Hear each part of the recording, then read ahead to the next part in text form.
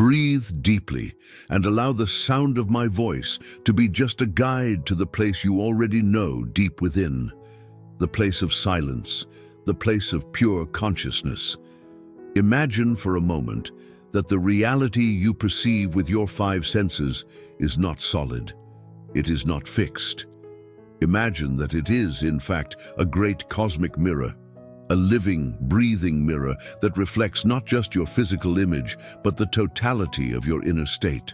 Every thought, every feeling, every belief you nurture in the sanctuary of your soul is projected outward and becomes the world you call life. Your reality at this very moment is a perfect reflection of your consciousness.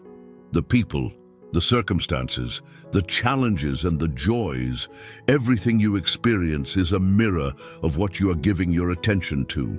Just as the planets in our solar system orbit the sun, drawn by its immense gravitational force, your outer world orbits the sun of your attention. That which you direct the focus of your consciousness toward becomes the gravitational center of your existence, attracting experiences of the same nature. I know what you might be thinking. You look at this mirror and you don't like what you see. Perhaps the reflection shows scarcity, even though you work hard. Perhaps it shows loneliness, even though your heart yearns for connection. Perhaps it shows pain, illness, a feeling of being lost, disconnected from your life's purpose. And it's natural, upon seeing this reflection, to feel like its victim, to feel powerless. You try to polish the mirror, scream at it, beg it to change the image. You strive, you fight, you grow tired of trying to manifest changes, only to see everything remain exactly the same. And the pain of this stagnation is profound. It makes you question if the universe is silent, if it is deaf to your requests, if suffering is just a cruel and meaningless accident. This pain is real, and it needs to be held with compassion. But today, I invite you to a new perspective. What if your job isn't to change the mirror, but to change what is being reflected? What if all your power lies not in fighting the image, but in transforming the source of the image, which is you? The journey we will take today is about this. It's about taking the paintbrush of consciousness and learning to paint a new inner image, so that the cosmic mirror has no choice but to reflect the masterpiece you have become. Let's begin with the most powerful tool you possess: your attention. Attention is the focused light of your consciousness. Imagine you are in a vast, dark room that contains all possibilities of existence. Whatever you illuminate with the flashlight of your attention is what becomes visible, real, tangible for you. What you ignore, what you withdraw your attention from, effectively ceases to exist in your experience, even though it continues to exist as a possibility in the dark. When your attention is unconscious, scattered, you allow unwanted experiences into your life, as if the flashlight was spinning out of control, randomly illuminating corners of fear and worry. But when you take conscious control of your attention, you become a master illuminator. By withdrawing your attention from something, from a pain, a worry, a negative pattern, you stop feeding it with your creative energy, and its impact on your life drastically diminishes. And how do we direct our attention? Through our thoughts. But here is a liberating secret. Thoughts, in themselves, are neutral. They do not create reality. Imagine them as passing clouds in the sky of your mind, or as empty vehicles waiting for a driver. They are just potentials, containers waiting to be filled with energy. You, as the consciousness behind the thoughts, are the one who chooses which vehicle to enter and which one to energize. You do this by engaging with a thought, by believing it, by giving it your focus. When a negative thought arises, "I am not good enough," you have a choice. You can get into that vehicle, start the engine with your emotion, and drive down a path of self-sabotage, or you can simply watch it pass by like a dark cloud in the sky, giving it no energy. You can then consciously choose a positive thought, "I am worthy and capable," and energize it with your focus, attracting more similar energy. Directing your energy is how you speak to the universe. The universe is not verbal, it is vibrational. It doesn't respond to your words, but to the energy behind them. You can repeat, "I am prosperous," 1,000 times, but if your energy, your feeling, is vibrating in the fear of lack, the universe responds to the fear, not the word.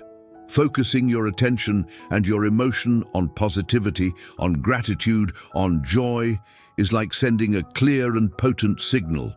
More of this, please. Avoiding the energizing of negative thoughts is not a struggle. It is a conscious decision not to divert your creative energy down paths that no longer serve you. It is crucial that you pay attention to your attention. From the moment you were born, the universe has responded to what you focus on. Every time you react to something, whether with fear, anger, or joy, the universe reads that reaction as a yes, as a request to reinforce that experience. You are the conductor of your life's symphony. Your attention is the baton. If you direct it to the violins of sadness, the sadness will play louder.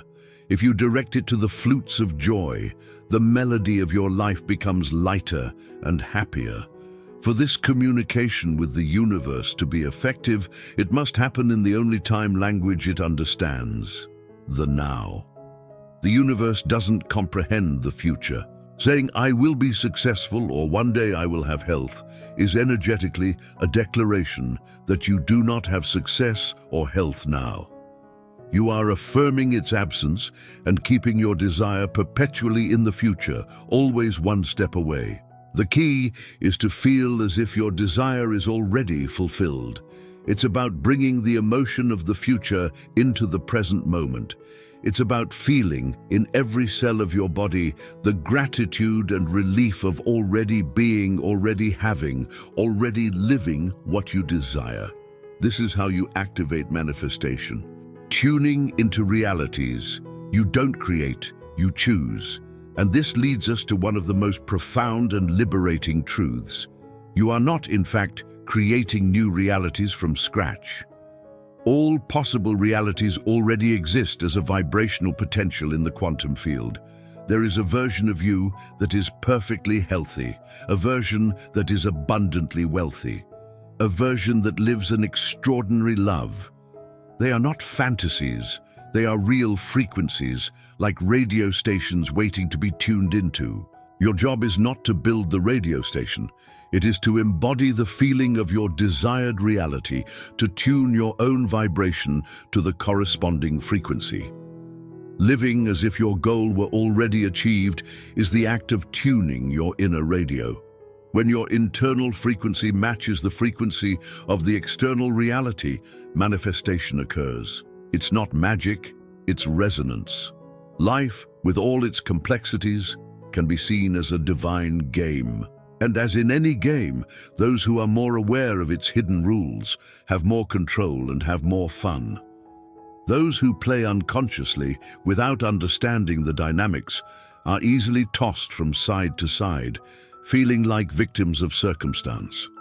Expanding your consciousness is the act of learning the rules of this game. This includes recognizing your own thoughts and emotions, understanding the universal dynamics of energy and attention, and realizing that you are not a passive pawn, but the main player. The more conscious you become, the more you move from being a passive observer to an intentional creator, making more strategic and aligned life choices. How do you navigate this game? What's the next move? You possess an infallible guidance system, an inner compass. Your emotions, not your thoughts, which are often conditioned by fear and ego, but your feelings. Good feelings, peace, joy, enthusiasm, love, are your inner guide saying, yes, you are aligned with your true self. Continue in this direction. Bad feelings, anxiety, frustration, anger, emptiness are a signal that you are misaligned, thinking something that is not true for your soul.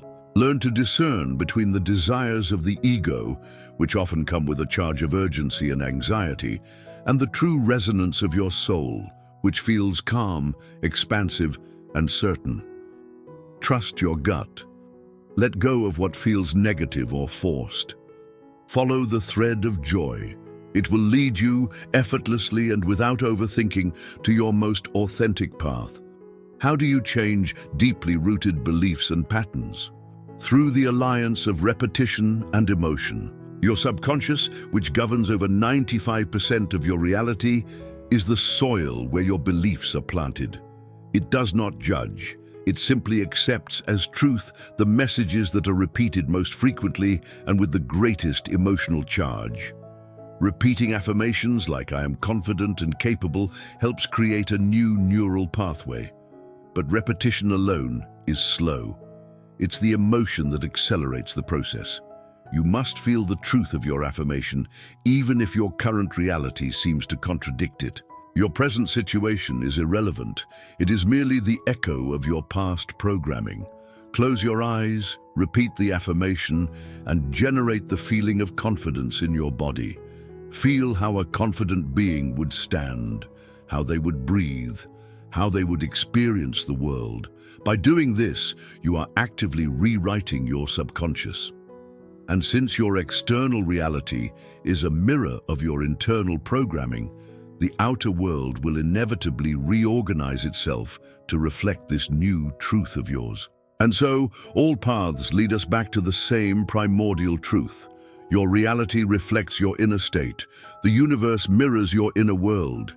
If you wish to see positive changes on the outside, the sacred work is to cleanse, purify, and align your inner self. Speaking to the universe is ultimately aligning with your highest self, your soul, your divine essence.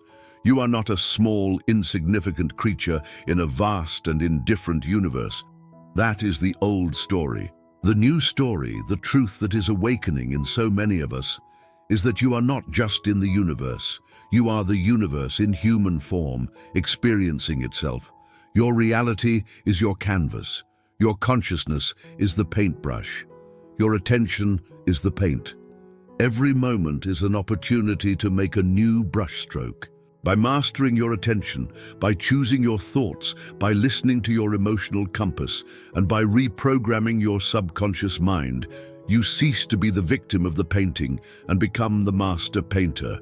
You reclaim your birthright to be the conscious, deliberate, and joyful creator of your life. So take another deep breath. Feel this power pulsating in your heart. Look at the mirror of your life, no longer with fear or resentment, but with the love and wisdom of one who knows they have the power to change the reflection at any moment. What will you choose to paint from now on?